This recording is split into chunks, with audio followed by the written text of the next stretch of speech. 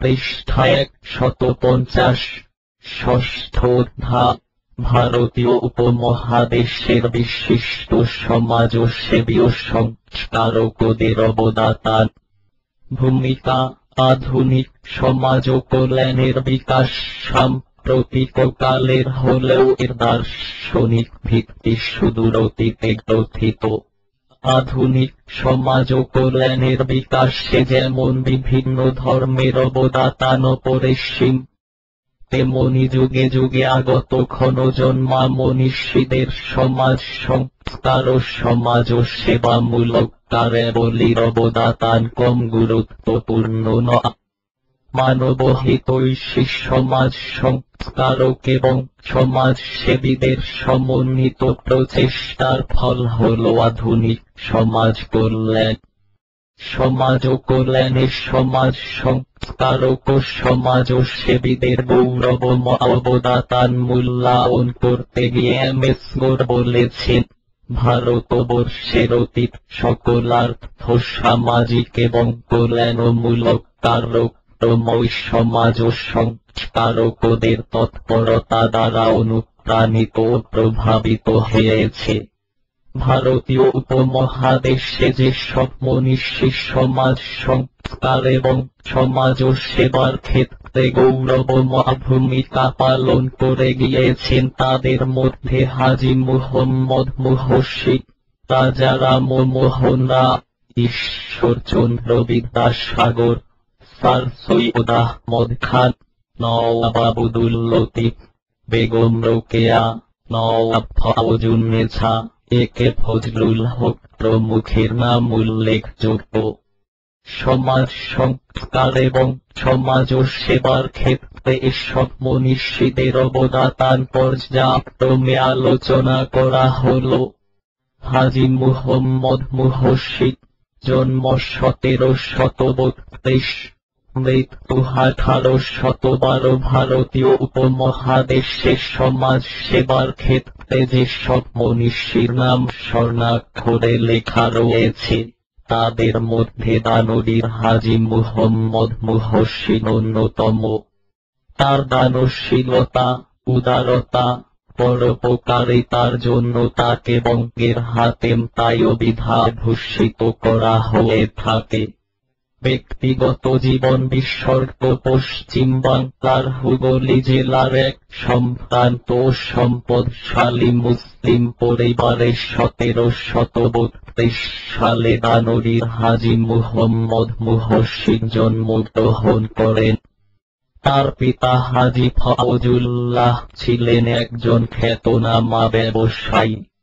পূর্বপুরুষরা ছিলেন পারস্য দেশের ব্যবসায়ী। গৃহ শিক্ষকের নিকট তার প্রাথমিক শিক্ষা শুরু হয়। পরবর্তীকালে তিনি মুর্শিদাবাদে গমন করেন। সেখানে স্বল্প সময়ের মধ্যে স্বীয় প্রতিভা বলে আরবি, ফার্সি ও সংস্কৃত বিদ্যায় পারদর্শিতা অর্জন সহ পবিত্র কুরআন শরীফ মুখস্থ করেন। এরপর তিনি আধ্যাত্মিক ও জাগতিক জ্ঞান অর্জনের জন্য সুদীর্ঘ 30 বৎসর যাবৎ ইরান, তুরস্ক, মিশর সহ মধ্যপ্রাচ্যের বহু দেশ ভ্রমণ করেন। পরিশেষে মক্কায় হজ্জ পালন করে 1789 সালে দেশে প্রত্যাবর্তন করেন। দেশে প্রত্যাবর্তনের কিছুদিন পরে তার নিঃসন্তান বৈমাত্রিক বোন মন্নুজান পরলোক গমন করলে মন্নুজানের বিশাল সম্পত্তি হাজী মুহম্মদ মুহসীনের মালিকানার অন্তর্ভুক্ত হয়। তিনি সবসময় অনাড়ম্বর জীবন যাপন করতেন। তিনি আজীবন বিবাহিত থেকে তার বিশাল সম্পত্তির সমুদয় শিক্ষা বিস্তার ও মানব কল্যাণে দান করে যান। সমাজ ও কল্যাণের ক্ষেত্রে হাজী মুহম্মদ মুহসীনের অবদানের বিসর্গ: দানবীর হাজী মুহম্মদ মুহসী সমাজ ও সেবার ক্ষেত্রে যে অবদান রেখে গিয়েছেন তা শিক্ষা ক্ষেত্রে এবং সমাজ সেবায় ক্ষেত্রে দুটি দৃষ্টিকোণ হতে আলোচনা করা যায়। শিক্ষাক্ষেত্রে মুহসিনের অবদান 1789 সালে দেশে প্রত্যাবর্তন করে হাজী মুহম্মদ মুহসিন ব্রিটিশ শাসনের বিরূপ প্রতিক্রিয়া উপলব্ধি করেন। তিনি বাস্তব দৃষ্টিভঙ্গি নিয়ে সার্বিক অবস্থা পর্যালোচনা করে বুঝতে পেরেছিলেন একমাত্র শিক্ষার সুযোগ সৃষ্টি এবং শিক্ষা বিস্তার ব্যতীত জনগণের অবস্থার পরিবর্তন সম্ভব নয়। এজন্য বাঙালি মুসলমানদের মধ্যে শিক্ষার সুযোগ সৃষ্টির লক্ষ্যে তার সম্পত্তির বিরাট অংশ ওয়াকফ করে যান। গরিব মেধাবী ছাত্রদের আধুনিক শিক্ষা গ্রহণে সাহায্য করার জন্য 1806 সালে 1,56,000 টাকার সম্পত্তি তহবিলে মুহসিন ট্রাস্ট গঠন করেন। অধঃপতিত দরিদ্র মুসলমান সমাজে আধুনিক শিক্ষা বিস্তারের যে উদ্দেশ্যে মুহসিন ট্রাস্ট গঠিত হয়েছিল তা পূরণ হয়নি। কারণ সকল সম্প্রদায়ের ছাত্ররা শিক্ষার জন্য ট্রাস্ট হতে অর্থ লাভ করত। অবশেষে 1873 সালে Nawab Abdul Latif, sir William Hunter প্রমুখ মনীষীদের প্রচেষ্টা মুহসিন ট্রাস্টের অর্থ শুধু বাংলার মুসলমানদের শিক্ষা বিস্তারে ব্যয় করার ব্যবস্থা করা হয়। অদ্যাবধি মুহসিন ট্রাস্টের বৃত্তিদান প্রচলিত রয়েছে। তিনি পৃষ্ঠা 151 ও মুসলিম ছাত্রছাত্রীদেরও শিক্ষা লাভের জন্য মুক্ত হস্তে প্রদান করতেন। শিক্ষাক্ষেত্রে তার অনন্য অবদান হচ্ছে হুগলি কলেজ এবং হুগলি মাদ্রাসা। ব্রিটিশ শাসিত অবিভক্ত বাংলার অধঃপতিত মুসলমান সমাজে শিক্ষা বিস্তারের ক্ষেত্রে তার দান চিরস্মরণীয় হয়ে রয়েছে। মুসলিম ছাত্রছাত্রীদের উচ্চ শিক্ষা উৎসাহিত করার জন্য হাজী মুহম্মদ মুহসিন যে অবদান রেখে গিয়েছেন তার একটি উদাহরণ এখানে তুলে ধরা হলো। 1887 সালে হাজী মুহম্মদ মুহসিন তখনকার 1 লাখ টাকা দিয়ে একটি তহবিল গঠন করেন। এই তহবিলের টাকা তিনি ব্রিটিশ আমলের পরীক্ষার পরিচালক বোর্ডের অর্থাৎ সরকারের হাতে তুলে দেন। তহবিলের ঘোষণা বলা হয় ম্যাট্রিক পরীক্ষা কোন মুসলিম ছাত্র প্রথম হলে এ তহবিল থেকে তাকে একটি নির্দিষ্ট অঙ্কের অর্থবৃত্তি হিসেবে দেয়া হবে। 1887 সাল থেকে 1999 সাল পর্যন্ত কোন মুসলিম ছাত্র ম্যাট্রিক এবং বর্তমানের মাধ্যমিক পরীক্ষায় প্রথম স্থান অধিকার করতে পারেনি।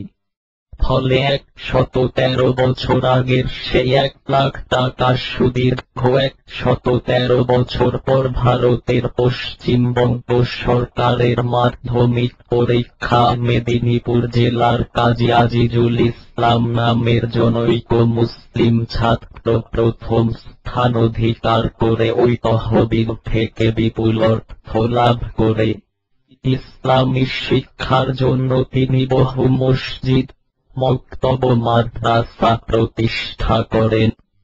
শিক্ষকদের বেতন এবং গরিব অসহায় ছাত্রদের কুরআন হাদিস বিতরণ এবং খাওয়া দাওয়ার ব্যবস্থা নিজে বিনামূল্যে করতেন। সমাজ ও সেবার ক্ষেত্রে মুহসিনের অবদান বিসর্গ চিকিৎসা ও জনসেবার ক্ষেত্রে ও হাজী মুহসিনের অবদান অপরিসীম। দরিদ্রদের চিকিৎসার সুবিধার্থে হুগলিতে একটি দাতব্য চিকিৎসালয় স্থাপন করেন। তার বিভিন্ন জনহিতকর কার্যাবলীর অমর কীর্তি ও নিদর্শনগুলোর মধ্যে হুগলির ইমামবাড়া অন্যতম। ট্রাস্ট গঠন বিসর্গ 1806 সালে দানবীর মুহসিন একটা ট্রাস্ট গঠন করেন। তিনি তার সম্পত্তিকে 9টি শেয়ারে ভাগ করেন। 3টি শেয়ার ধর্মীয় কাজে ব্যবহারের জন্য, 4টি শেয়ার পেনশন, তৃতীয় দাতব্য কাজে ব্যয়ের নিমিত্তে এবং 2টি শেয়ার মোতাওয়াল্লিদের বেতন হিসেবে রাখা হয়।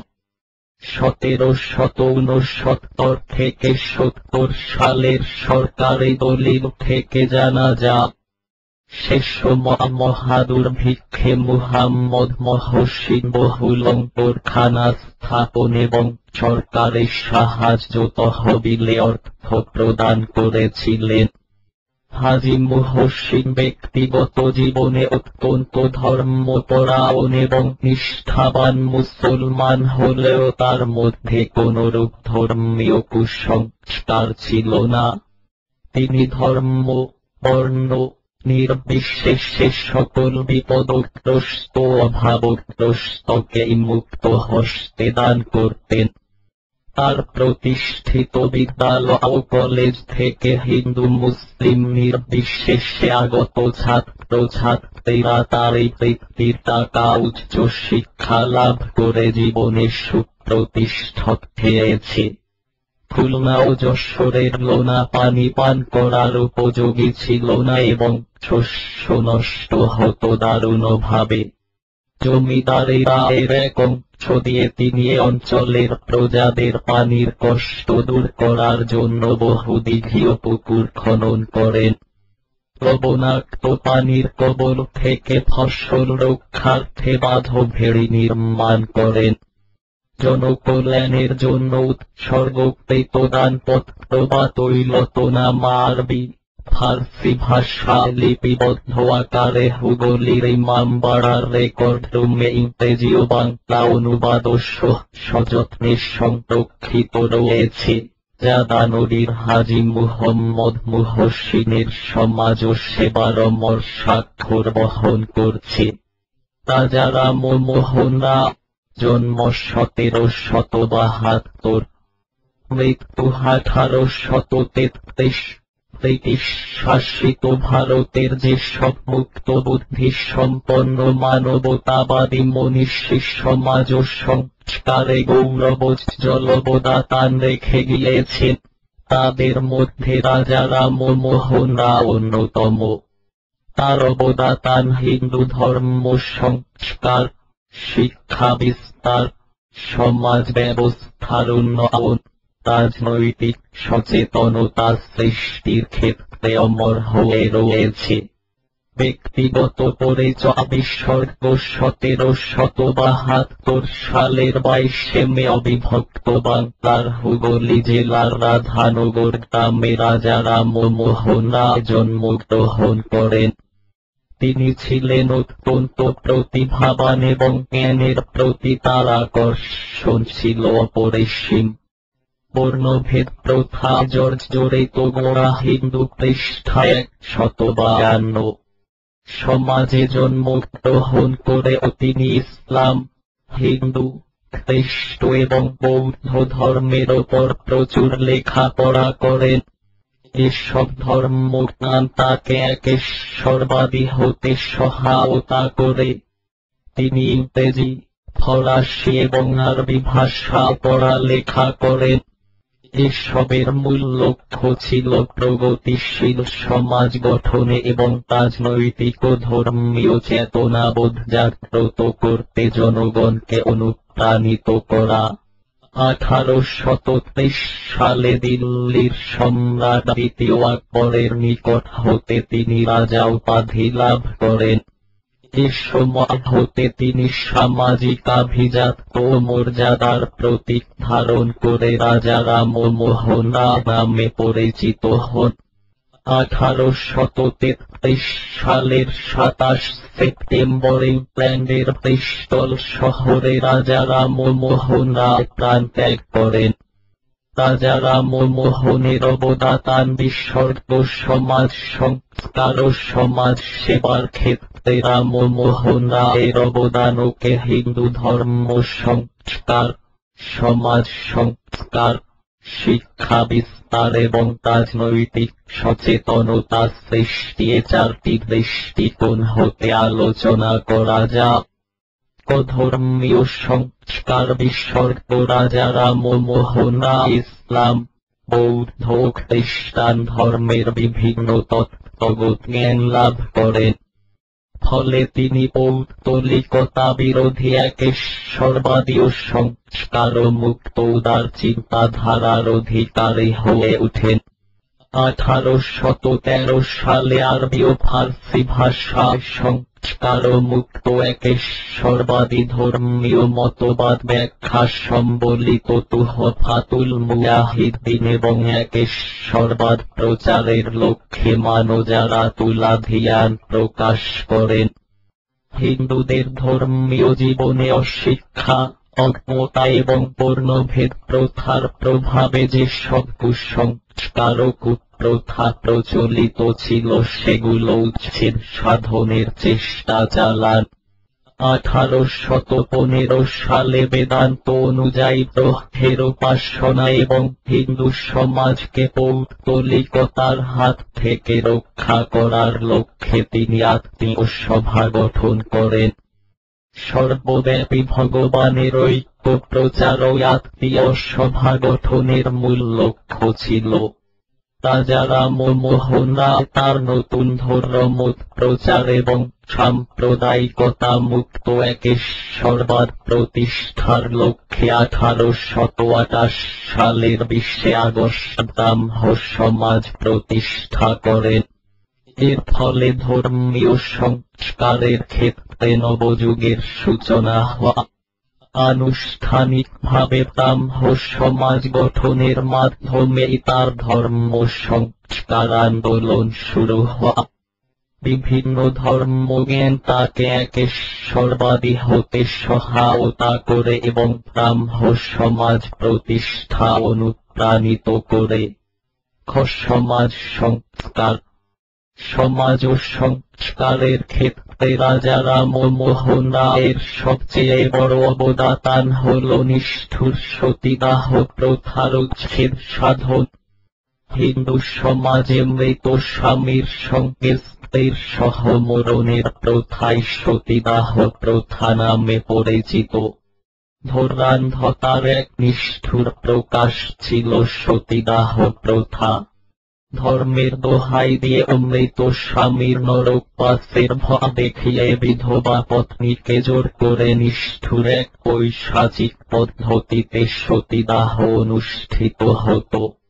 ধর্মের দোহাই দিয়ে নিষ্ঠুর সতীদাহ প্রথার মাহাত্ম্য বর্ণনা করে বলা হয়েছে, পতির চিতায় পুড়ে মরলে সতী 7 বিস্তের মানুষের গায়ে যত লোম আছে তত বছর অর্থাৎ 3.5 কোটি বছর পতি সুখে স্বর্গে বাস করবে এবং তার পতির পিতৃমাতৃ উভয় কুলের 3 পুরুষ পাপ মুক্ত হবে। সহমরণে যাওয়ার মতো পত্নীর আর কোন মহৎ কর্তব্য নেই। এ জন্মে এটি অবহেলা করলে পরজন্মে তার পশু জন্ম হবে। ধর্মের দোহাই দিয়ে 1815 সাল হতে 1828 সালের মধ্যে শুধু বঙ্গদেশে 8134টি সতীদাহ ঘটনা ঘটে।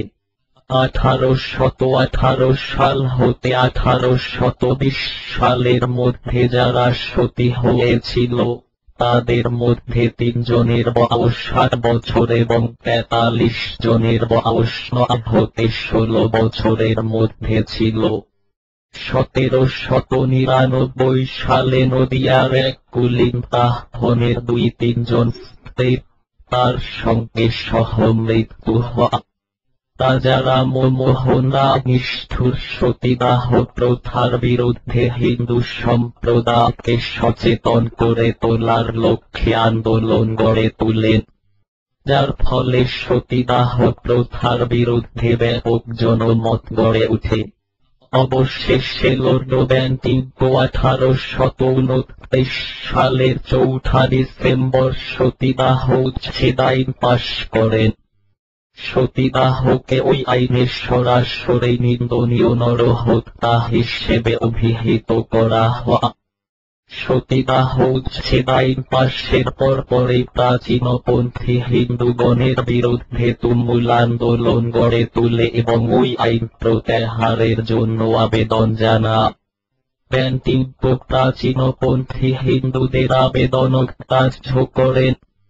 ফলে তারা বিলাতে প্রিভি কাউন্সিলের নিকট আপিল করেন। রাজা রামমোহন রায় ব্যক্তিগতভাবে সতীদাহ উচ্ছেদ আইনের সমর্থনে লন্ডনে প্রিভি কাউন্সিলের সম্মুখে উপস্থিত হয়ে সতীদাহ প্রথার বিরুদ্ধে সাক্ষ্য দেন। তার অক্লান্ত প্রচেষ্টায় প্রাচীনপন্থী হিন্দুদের আপিল গ্রাহ্য হয়। এভাবে রাজা রামমোহন রায় মানবিক সতীদাহ প্রথা উচ্ছেদ সাধনে সক্ষম হন। পৃষ্ঠা 153।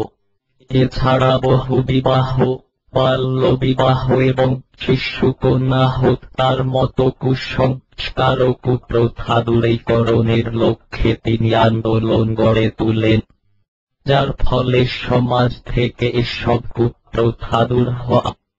সমাজে নারীদের মর্যাদা ও অধিকার প্রতিষ্ঠা তিনি নিরলস প্রচেষ্টা চালান। ও শিক্ষা বিস্তার।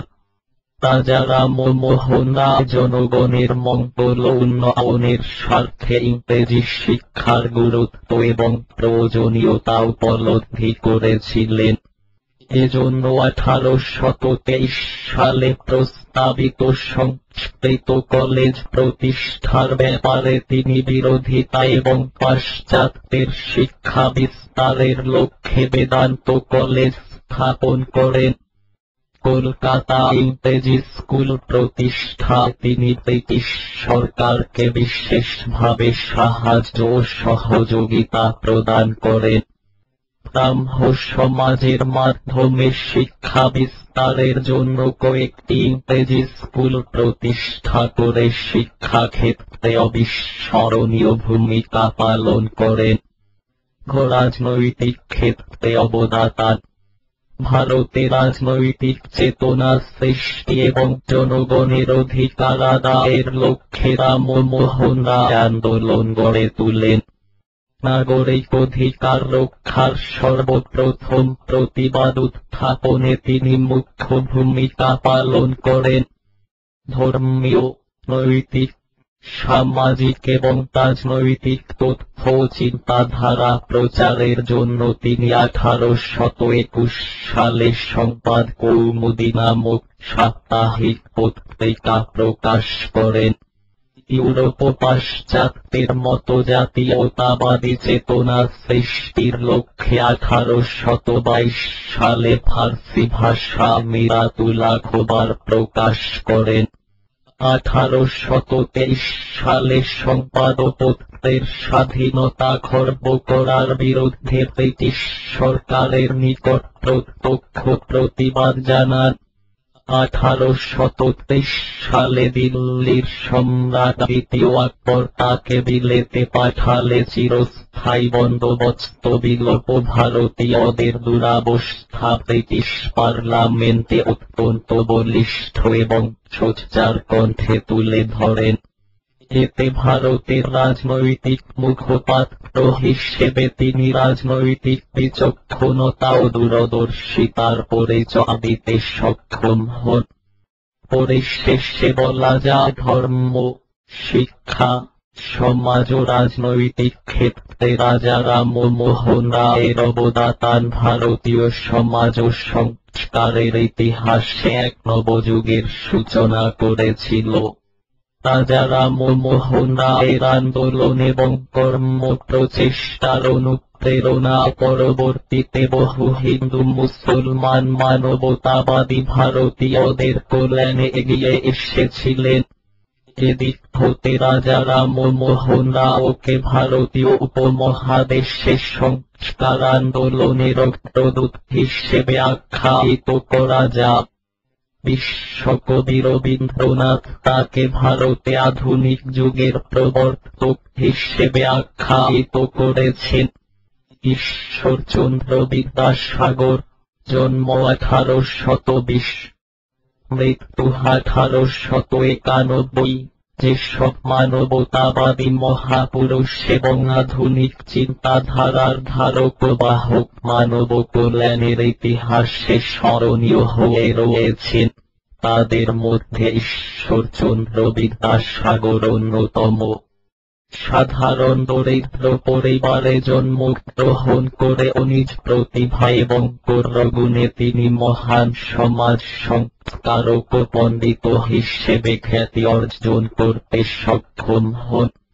ব্যক্তিগত পরিচয়: ঈশ্বরচন্দ্র বিদ্যাসাগর 1820 সালের 20 সেপ্টেম্বর পশ্চিম বাংলার মেদিনীপুর জেলার বীরসিংহ গ্রামের এক দরিদ্র ব্রাহ্মণ পরিবারে জন্মগ্রহণ করেন। তার পিতা ঠাকুরদাস বন্দ্যোপাধ্যায় কলকাতায় সামান্য বেতনে চাকুরি করতেন। গ্রামীণ পরিবেশে গুরুগৃহে তার শিক্ষা জীবনের সূচনা হয়। 8 বছর বয়সে শিক্ষা লাভের জন্য তিনি পিতার সঙ্গে কলকাতায় চলে আসেন। 12 বছর বয়সে তিনি সংস্কৃত কলেজে ভর্তি হন। বয়সের তুলনায় তার শিক্ষা অগ্রগতি ছিল অতুলনীয়। তার ধীশক্তি, মেধা ও প্রতিভার স্বীকৃতি স্বরূপ শিক্ষকগণ 1839 সালে কলকাতার সংস্কৃত কলেজ কর্তৃপক্ষ তাকে বিদ্যাসাগর উপাধিতে ভূষিত করেন। 1841 সালে সংস্কৃত কলেজের পাঠ শেষ করে ঈশ্বরচন্দ্র বিদ্যাসাগর ফোর্ট উইলিয়াম কলেজে 21 বছর বয়সে হ্যারো পণ্ডিত হিসেবে নিয়োগ লাভ করেন। পরবর্তীতে সংস্কৃত কলেজের অধ্যক্ষ হিসেবে স্থায়ীভাবে কর্মজীবন শুরু করেন। কর্মজীবনের প্রথম হতে শেষ পর্যন্ত তিনি শিক্ষার সাথে জড়িত ছিলেন। পৃষ্ঠা 154। বহুমুখী প্রতিভা এবং বিরল ব্যক্তিত্বের অধিকারী ঊনবিংশ শতাব্দীর ভারতবর্ষের শ্রেষ্ঠ মহামানব ঈশ্বরচন্দ্র বিদ্যাসাগর 1891 সালে পরলোক গমন করেন।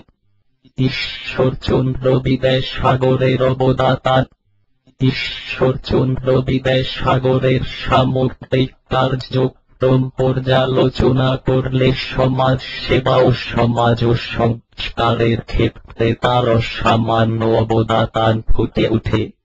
সমাজ কল্যাণের দৃষ্টিকোণ হতে তার কর্মধারাকে 3 ভাগে ভাগ করা যায়: ক শিক্ষা বিস্তার, খ সমাজ সংস্কার, গ সমাজ সেবা। ক শিক্ষা বিস্তারে অবদান: ঈশ্বরচন্দ্র নিজে শিক্ষিত, পণ্ডিত ও সুসাহিত্যিক ছিলেন। তাই সমাজ জীবনে শিক্ষার প্রয়োজনীয়তা ও গুরুত্ব তিনি সম্যকভাবে উপলব্ধি করতে পেরেছিলেন। কর্মজীবনে তিনি যেমন শিক্ষার পৃষ্ঠপোষকতায় আজীবন নিয়োজিত ছিলেন, তেমনি শিক্ষা বিস্তারের জন্য ব্যাপক শিক্ষার সুযোগ সৃষ্টি করেন। তার শিক্ষা বিস্তারমূলক কার্যক্রমের মধ্যে স্বীয় উদ্যোগে পুরুষ ও মহিলাদের জন্য বিভিন্ন শিক্ষা প্রতিষ্ঠান স্থাপন অন্যতম।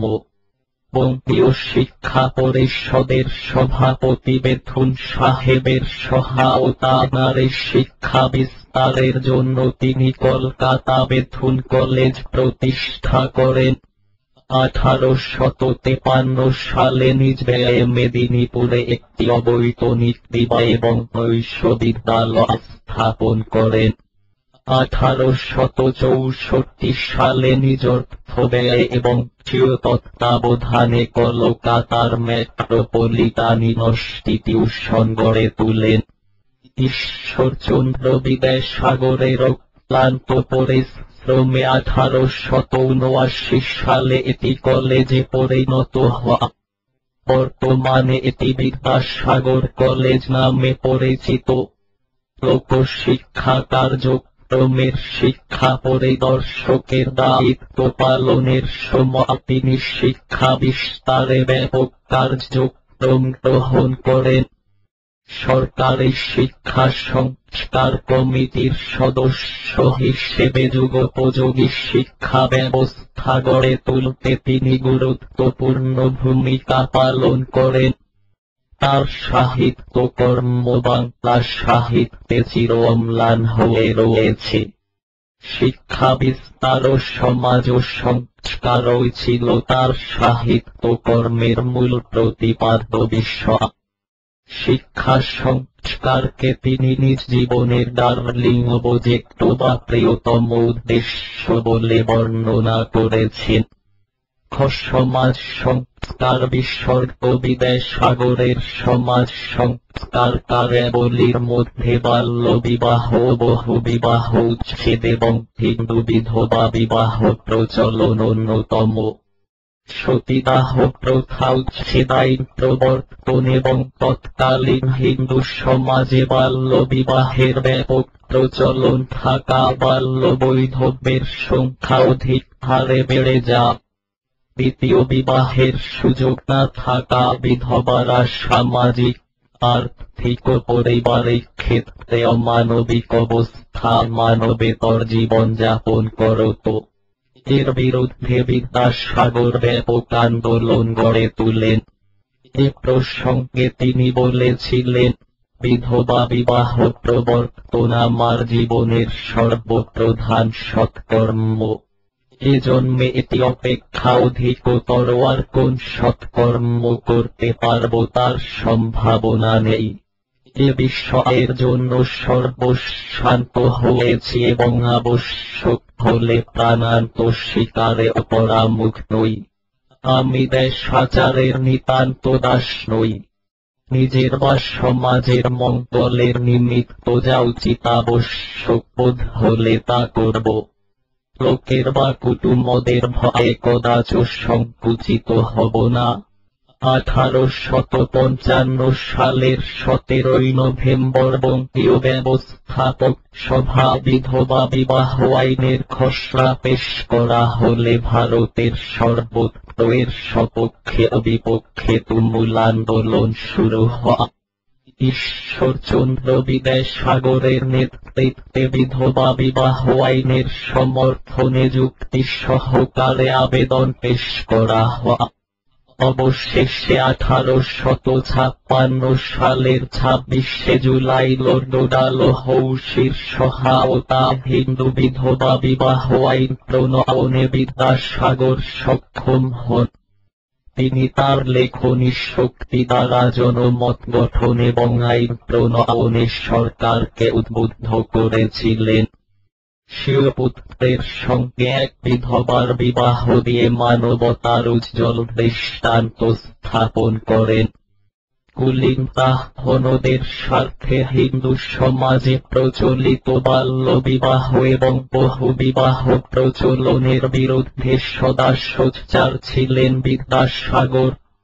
বিবাহ বাল্য বিবাহ রহিতকরণ এবং বিধবা বিবাহে উৎসাহ প্রদানে 1872 সালের সিভিল ম্যারেজ অ্যাক্ট প্রণয়নে তার অবদান স্মরণীয় হয়ে রয়েছে।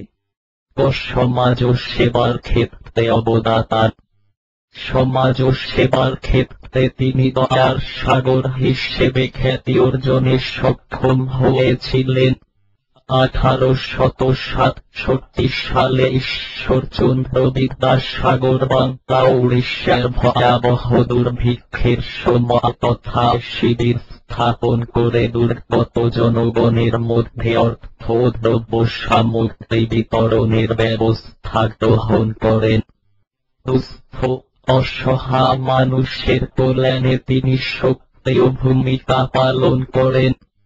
তিনি ধর্ম বর্ণ নির্বিশেষে সকলের সেবা নিয়োজিত ছিলেন। 1872 সালে গঠিত হিন্দু ফ্যামিলি এনুইটি ফান্ডের প্রতিষ্ঠাতা পৃষ্ঠপোষক হিসেবে তিনি 1875 সাল পৃষ্ঠা 155 পর্যন্ত সমাজ সেবা নিয়োজিত ছিলেন। কথিত হয় যে ঈশ্বরচন্দ্র বিদ্যাসাগর তার বেতন এবং রয়ালটি বাবদ প্রাপ্ত অর্থের অর্ধাংশ দুঃপীড়িতদের সাহায্যের জন্য সংরক্ষিত থাকত। পরে শেষে বলা যায়, হিন্দু সমাজের গোঁড়ামি, বর্ণ বৈষম্য, কুসংস্কার ও কুপ্রথার বিরুদ্ধে ব্যাপক সামাজিক সংস্কার সাধন এবং নারীদের অধিকার ও মর্যাদা সহকারে সমাজে প্রতিষ্ঠিত করতে আজীবন সংগ্রাম করে গিয়েছেন বিদ্যাসাগর। সমাজ সংস্কার ও সমাজ ও সেবার ইতিহাসে তার অবদান চিরস্মরণীয় হয়ে থাকবে।